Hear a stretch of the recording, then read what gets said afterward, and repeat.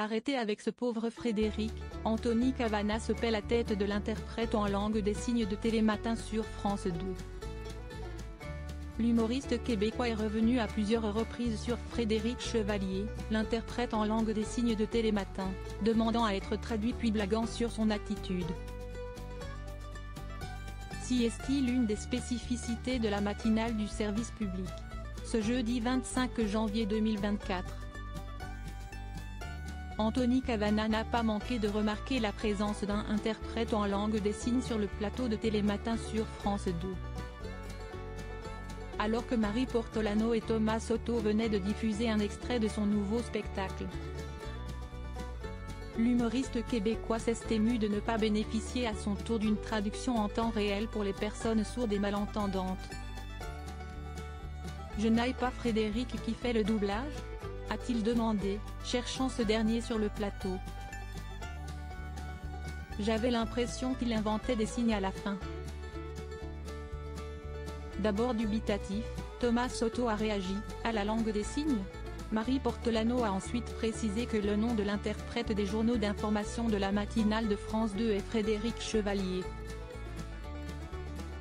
Ah non, il est reparti, a poursuivi son co-animateur avant d'appeler l'interprète dans les coulisses. Non, ça me saoule, si estime à pause là, a blagué l'humoriste de 54 ans, tentant de retranscrire oralement ce que devait penser Frédéric Chevalier.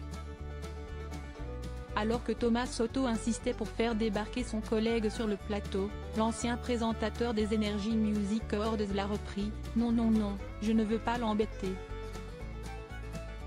Il a ensuite détaillé pourquoi il s'amusait de la présence de l'interprète en langue des signes durant le journal juste avant qu'il débarque sur le plateau.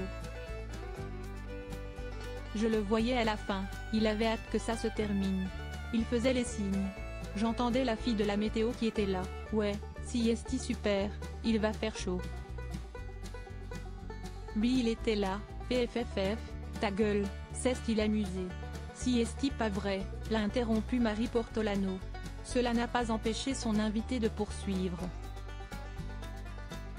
J'avais l'impression qu'il inventait des signes à la fin.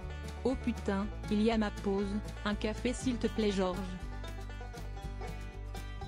Frédéric Chevalier fait très bien son travail, a à nouveau précisé la co-animatrice de la matinale. Oui, il est formidable, a finalement confirmé Anthony Cavana. Si est-il l'objet du prochain sketch visiblement, s'est enfin amusé Thomas Soto, causant l'hilarité parmi les chroniqueurs de l'émission. Je te kiffe, Frédéric, tu es beau. S'il n'est pas garanti que l'humoriste québécois se mettra dans la peau d'un interprète en langue des signes dans un prochain spectacle. Il n'a pas manqué de faire plusieurs allusions à Frédéric Chevalier durant son passage dans Télématin.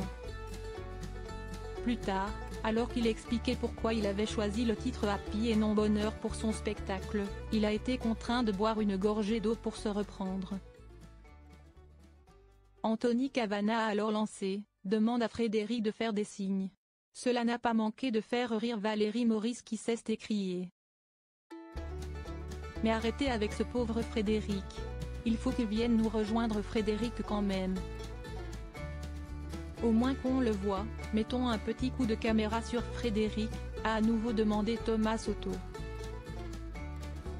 Finalement, Frédéric Chevalier est apparu au bout de la table des chroniqueurs pour terminer l'émission avec l'équipe.